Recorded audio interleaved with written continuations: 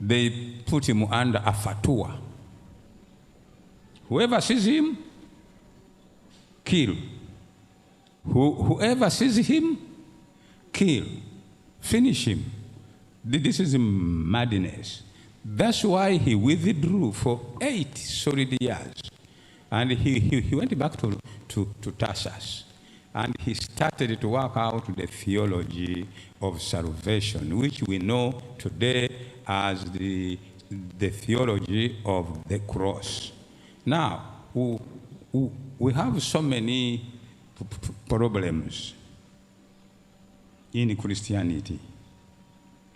Because even we who have accepted Christianity, some of us don't understand it. How are you expecting those antagonistic people to understand it? The only way you can understand Christianity is very simple, is when you have faith. Jesus came to infuse faith in everyone and everybody. He did not come to antagonize. Now, let me give you an example of Zacchaeus. Many of you think that Zacchaeus was looking for salvation. That's why he climbed those sycamore trees. Zacchaeus was not looking for salvation. He even did not know what salvation is all about. Zacchaeus lived in that historic city of Jericho, where you stand and see where Israelites came until they circled the city of Jericho. Now, this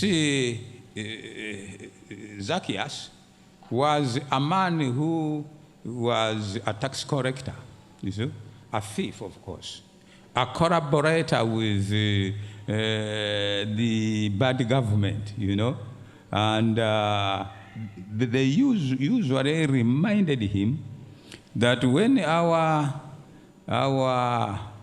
Messiah comes, you are the people who will be first victims. When the Messiah who's coming to rule and chase the Romans, it is you, tax collectors, who will be the first victim. We are going to eradicate each one of you there piece by piece, and we are finishing you completely. Zacchaeus had accepted his fate, and he knew there was no way he can escape it. Rumor comes that a Messiah has already come. Yes, where is he? That Messiah who's coming to finish you, he is going to pass in Jericho. And so poor Zacchaeus says, before I am finished, let me go and look at the man who will finish me. And I will know, so this is the one who will kill me. He climbs the thing.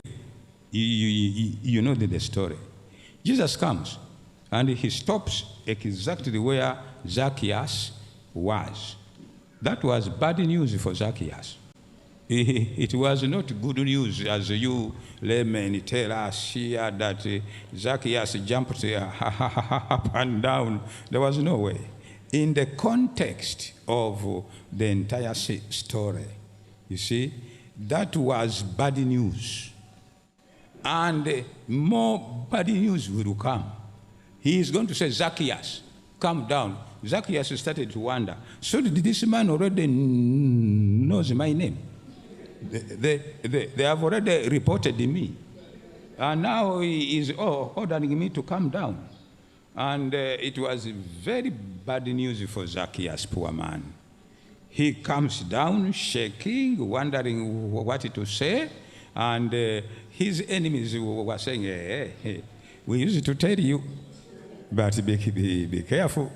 When our Messiah comes, you will see he is going to clean all of this garbage of yours. and he will clean it abundantly. You see?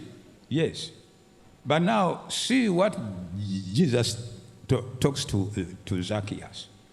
There's a lot of debate whether Zacchaeus understood anything. That was the biggest confusion there was in his life. He tells him, Zacchaeus, come down.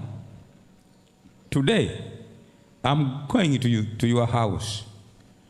Your enemy who wants to kill you, now he would like you to go to your house.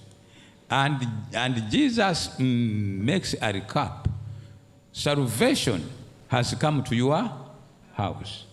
Now, you people, I want you to be very serious on some of these things. Zacchaeus was not fasting and praying for forgiveness. Never. No way.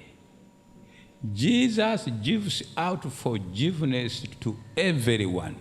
And he begins to teach that particular individual what it means to belong to God. Yes, that's the way he does things. You see?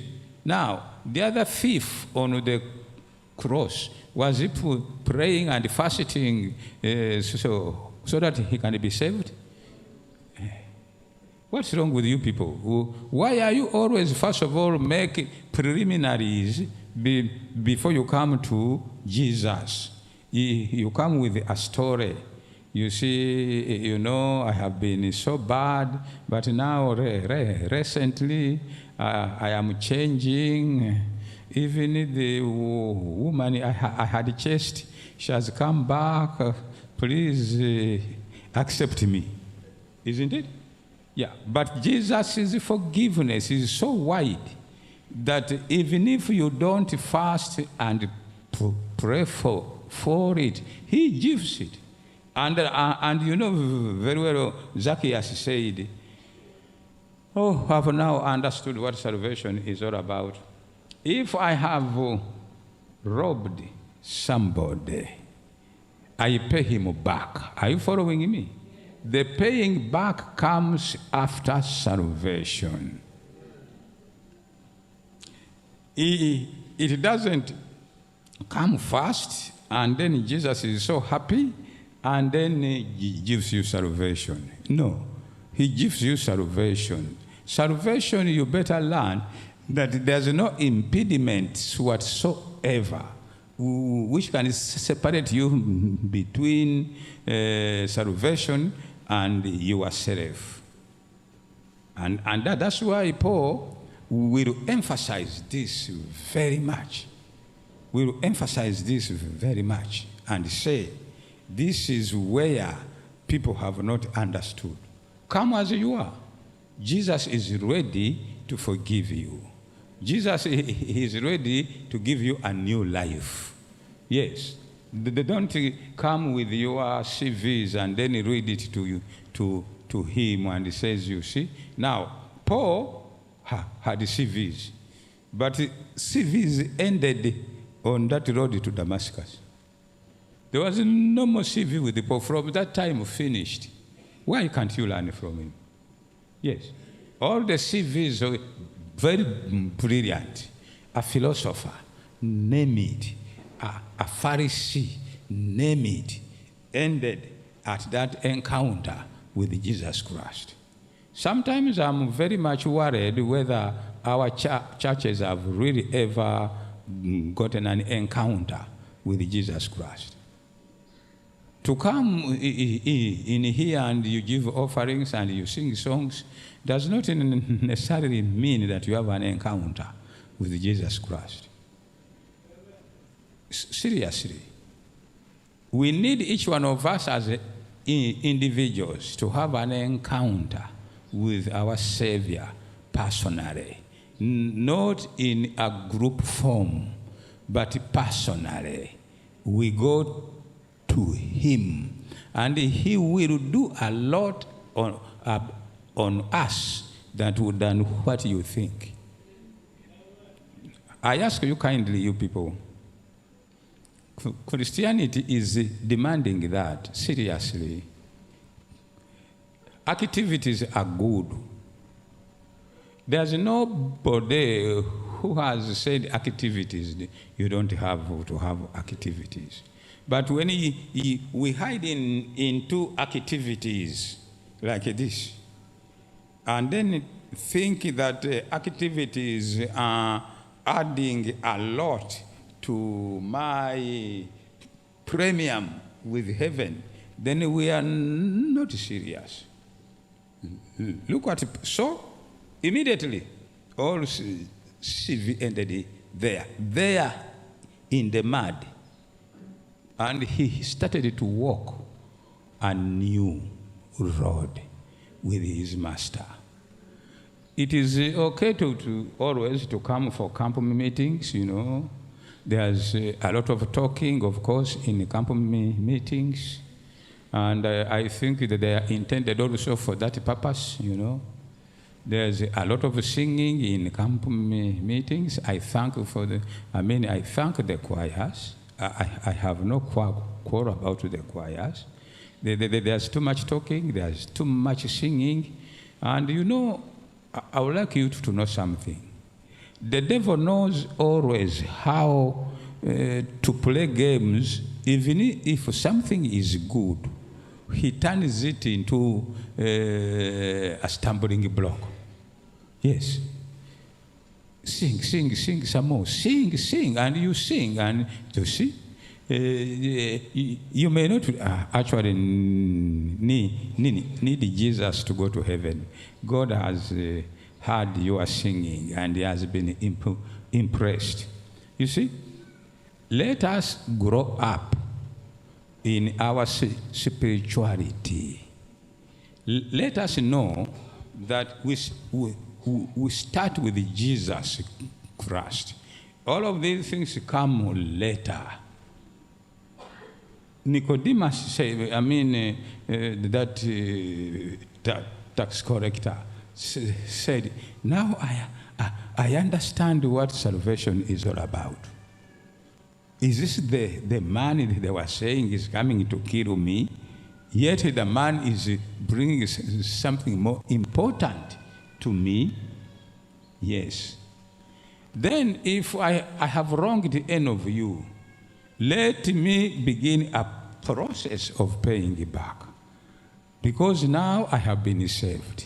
Since I have been saved, I cannot continue the way I am unless I am with Jesus Christ. It is my prayer for each one of you here that don't be buried too much in activities. There's a lot of activities, yeah, especially at camp meetings. These people hardly sleep. These chairmen of the thing. I know. I have been a pastor of churches, and I know, and even now I know my local church, you see. All of the things come around to pastor. Pastor, oh, food isn't enough. Pastor. You see, yes. There's a lot of activities. But don't take those activities to be the key to heaven. Just understand that the key to heaven is Jesus Christ alone. And accept him. And accept him through faith and faith alone. When that will be done, then all of these CVs, talents you have, bring them. You see? Yes. Sing as much as you want, knowing that you are in Jesus Christ. Yes. He is my Savior. He came to suffer so much so that only you believe and you are in. Only you believe and you are in. With no any other qualifications he's asking you. There's no tribal, there's no education, there is no financial issues. He doesn't ask you anything. He only wants us to have faith. And once we have faith, he will be ours forever and ever. May God bless each one of us as we continue to serve him in this camp meeting. Thank you.